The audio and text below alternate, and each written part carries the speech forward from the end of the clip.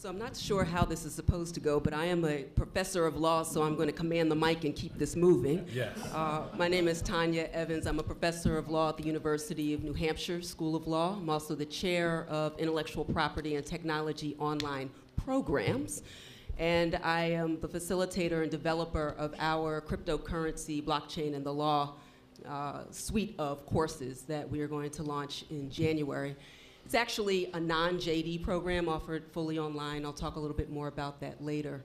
I suspect that the rest of my panel guests will tee up most likely fintech issues and regulatory issues in that light, and I'm happy to participate in that conversation as well.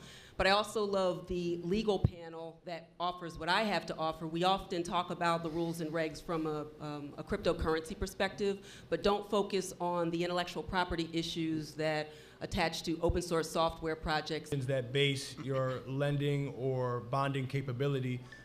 In this country, there's a great example of where state and local governments have gone wrong. And so, watching the bailout that happened, no other major city has ever had to go through. If you think of New York in the 1970s, that was bailed out before having to go into bankruptcy. It was on my mind when I started looking at new forms of currency, new forms of getting access to folks. And so, I guess in my current capacity in looking across the country, I really want to be a voice and have been a voice to make sure that our states are actively engaged in this process. I know we're in the nation's capital right now, Washington, D.C., and there's always an urge in this country, as in others, to pursue the federal government. But the state and local governments can be incredibly efficient in terms of their ability to support and promote active engagement. In this room, the voices in this conference are incredibly important because those elected officials are very malleable. They don't understand everything, and it takes our voices to make sure that they don't take up a reactionary stance where they're concerned or alarmed. And so I've been working very hard to make sure that we have a great framework in the state of Michigan to join the states in this country who have saw it as a great opportunity to not only harvest resources, but to make sure that those folks are not traditionally left out again. And it's important, and that's why I'm here today, so thank you. Hi again. So I formed one of the first blockchain companies in the world in the Caribbean in 2010, and I continue to innovate in the space throughout the years. And a couple of years ago, I started turning towards the regulators and governments of the region and educating them on the topic. And in 2013 and 14, the subject of blockchain started bubbling globally. So I would have had to represent the technology at the Commonwealth Secretariat, World Bank, and IMF to make sure that those guys didn't put out any policies or recommendations to our government that would hinder the advancement of this technology. And my stance, which still is today, you shouldn't be regulating physics. So with that being said, I'm one of the, right now it's my biggest thing is ensuring that we have a thriving community and supporting that community. It's less about the business development and more about ensuring that we can all move forward. So I feel like I've turned into a moderator. I'm gonna kick out a question to the panel and see, we all have different perspectives that we approach this. Maybe just talking about the regulatory scene now, and when we say it in that fashion, we know that because blockchain technology takes us to a borderless environment, and yet we are still slaves in some respect, no pun intended, with respect to the borders and the existing laws. We often hear people saying that there are no rules that govern this space, and there can't be further from the truth. It might not be entirely clear, but if you ask the SEC, they feel that it's clear until they say something new. Or if you ask any other entity, particularly in the United States, they're warring over whether or not Bitcoin, for example, is a commodity. We know that it is. We heard Hinman recently mention, I was actually at the Yahoo Financial presentation on the law panel, 2 panels after Hinman said what he said. And so the other lawyer and I are like going through trying to figure out what was said and what this means for Ethereum. interestingly. So it's a fast-moving environment that changes pretty much every minute. Where do you think we are, both in the States and abroad, in terms of regulating this space? The final point that I will put on it is I refer to this area as crypto assets. Some of them happen to be cryptocurrencies. I also do a lot of writing about ERC 721's non-fungible tokens, for example. So I don't think that it's a one-size-fits-all, and I think that's probably both the blessing and the curse. So I'm wondering your thoughts about that. Well, on the side of regulation, we're actually seeing governments now competing for each other. I actually recently said this at another panel, and we're actively seeing that in our little Caribbean, my part of the world, my neck of the woods. We're seeing from the likes of Anguilla, St. Kitts, my little Barbados, Bermuda leading the charge, disgustingly and beautifully. But at the end of the day, like you said, no one size fits all, but what we are seeing is innovation in the form of regulation itself. And that is a level of something we haven't seen before at the regulator level. And at the end of the day, what we are going to see is more and more regulators stepping up and realizing that this is not one type of solution. Bitcoin or blockchain doesn't represent commodities, assets. Is it a stock? Is it a currency? No one knows what it is right now, and that's the ultimate truth. And if you're trying to put it in a box, you're going to get it wrong. The best thing to do is not to govern the technology, but how it is utilized. So if people are using it for capital raising, regulate ICOs like they did in Bermuda. If people want to have a bank, create a restricted banking license. There's different ways that regulators can go about and use this technology for their own gain in their region, and we're actually seeing that, and it's beautiful. I would add to that, and I really appreciated when you said that you don't need to legislate physics. It reminds me of the belief that everyone can have their own opinion, but we can't all have our own facts. And with the power of smart contracting and taking away and creating that trustless environment, it's so incredibly important for states, which in this country I've realized very quickly when it comes to economic development, are very loosely federated when it comes to competition and creating that environment in which these types of technologies could be invested and deployed. Think about my state, Michigan, where we're known for automotives, that's now transitioning into wanting to be known for mobility. And in terms of the amount of coding, technology that's being done there, there's no better vessel than having a free environment for blockchain to exist. And so, again, I'll just add to be that encouraging voice to make sure that those states that want to remain competitive don't become reactionary and block the information flow from state to state. I often joke when we're going after economic events or forums, you see the best and the worst of each state and what they're willing to do to protect their current investments or their current opportunities. In Michigan, we hate to go up against North Carolina because that's where they print their money on tobacco leaves. And very closely to that, the financial, really you don't want to call it a patriarchy, but the financial hold that they have on the citizens of their state is a very closely regulated affair. So watching what we do and making sure that we can create the most free environment has been our goal, but it helps to have voices at the state and local level. So interestingly, what I've found is, from a regulatory perspective, there's really a massive spectrum.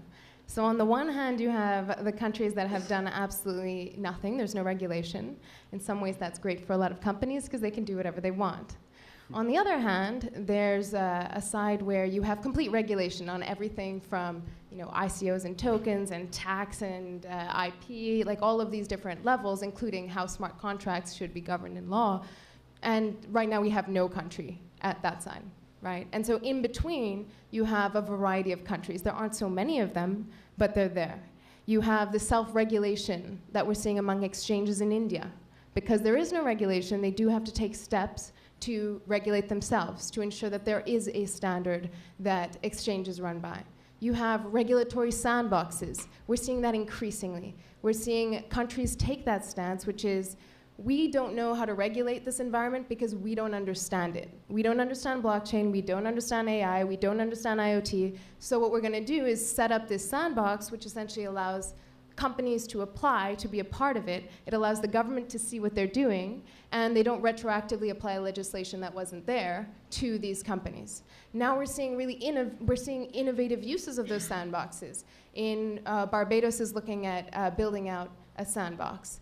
East Africa, you have Uganda that's looking at collaborating in that context. And that's very exciting because what we're seeing in this way is, generally speaking, when you set up these regulatory standards, you generally look to Western nations. Yet that has not been the case. And Bermuda has been a perfect example of that. Today, countries are turning to Bermuda as the standard, or what the Bermudan government calls the Bermuda Stack. They're putting together a comprehensive regulatory environment for ICOs, because a lot of companies are going there for initial coin offerings. You have new amendments to the banking license. You have business objectives as well being reached, and they're essentially going to outsource that model to other countries, to Western nations, which is a complete flip of what we've seen in the past. So you really do have that spectrum. And I think we're seeing a lot of innovation, particularly in emerging markets, because they have the opportunity to put in whatever they want to put in. What I'm seeing as holding countries back like Canada is the fact that there is so much regulation that you essentially have to try and fit it in within the structure that's already there. What we saw in July with the SEC coming out and trying to fit blockchain using, jurisprudence from the 1900s before even the internet existed, it's outdated. It doesn't make sense.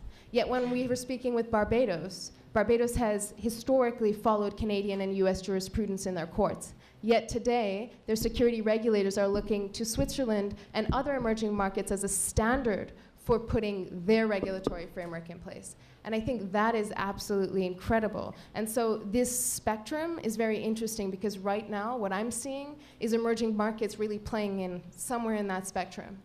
And while the United States, of course, is extremely involved and really trying to regulate the space, I'm not exactly sure where they're really falling in right now, other than really stifling innovation to a certain extent. And so the idea is, I wonder how much we're going to have Western nations falling on this side of the spectrum of regulation, but in a positive way that allows the technology to actually develop, or whether it's simply going to be falling behind. My own country of Switzerland, we were leading this space several years ago. We had Ethereum in our country. We were bringing in regulation. And yet in the past 6 months, haven't heard much from my country. And so it's very interesting, because in this space, you really have to be on top of this technology. Day to day, it's changing. And so by virtue of that, countries are changing. And 6 months ago, Bermuda was not at the top of the scale of where a company should go. Today, it is among, just like Malta, which is a new country that people are really focusing on. So I think it's going to be very exciting to see how this spectrum develops and how it encourages and impedes innovation in blockchain. You've used some really important words, and I know that our time is drawing short, so you give me the high sign when we can take some questions. But two things emerged from the discussion here about innovation, and also I had sandboxes in my mind, so I'm glad you mentioned it, because I've actually found the United States quite hostile to this idea. I remember sitting on a panel, and the folks in New York from a bit license perspective, and one of the issuers actually made a joke about it as if it were funny and said, grown people don't play in sandboxes. And I stepped back, because this is precisely the type of innovation that needs some space. The reason for rules and regulations is consumer protection, that you always have to find the sweet spot for innovation, and I struggle with this in the IP context as well. When you have emerging markets, it really drives forth innovation, because the idea of providing some type of rails and structures so that ultimately society continues to flourish. But when you have a mature nation that sits back and rests on its laurels, then the others who are hungry and more nimble in the emerging space actually have the advantage, and I certainly see that playing itself out in this area. Sir, where are we? So the panelists have 2 more minutes. Oh my gosh. Take a question from the audience. All right, I will just say this one thing about intellectual property, and we can talk more about it afterwards, that if you are working in this space and in open source software but have any thoughts about reducing something to proprietary software, then you need to fully understand the licenses you're engaging in. That being said, the best and most productive innovation that we've seen in this space have come from non-patented inventions.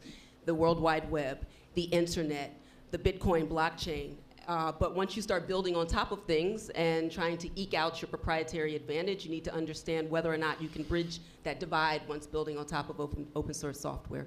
And so with that, I will let you choose the pen. I saw Clive had a question right behind. That guy Can you- is you want- question.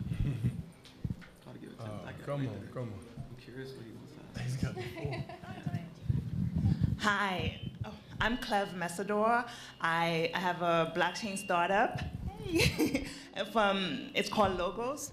We're building on Ethereum. But I'm interested from this regulatory conversation. I look at not just the regulatory conversation, but also what will policy look like? Because right now we're talking about the regulatory framework from just a securities or commodities piece, but what is the language of the policies going to look at when we actually go to a global framework? And I think what the G20 is considering will actually be very impactful. I know in October they're going to talk a bit more about some of their guidance for the G20 countries. So I would love your thoughts on more of where global policies and regulations are heading towards. Let's take one more question, and then we can. The answer? Sorry. Hi. My question goes on intellectual property and blockchain. As you know, most of the pharmaceutical industry actually gain their knowledge and recipes from African plants, etc. Right? And there's a huge loss of multi-billion dollars in terms of intellectual property valuation. So how can we use blockchain and your knowledge around that so that we can give power and money back to where it effectively comes from? Oh, man. I'll leave a panelist try to answer the questions. Let's talk a bit more about that offline. I will just briefly say that there are some interesting projects going on the IP side, at least with respect to order of priority, and also, tracking value from the chain of value from person to person is an interesting way. So it brings some transparency to an area. Valuation is very difficult because it's very nebulous, it's very murky, and you don't really know what's going on. So it would be interesting to look at various use cases to shed some light on valuation in that space. But that's a really difficult question to answer in 17 seconds. Right. And to answer your question, I don't think the global government should try to collaborate on any of the subjects to do with math-based products. I think you should let the free markets do that. The government should focus on their own problems in their own countries. That's just my stance on that. The G20 is going to attempt to make 1 + 1 = 3, and they're going to fail. And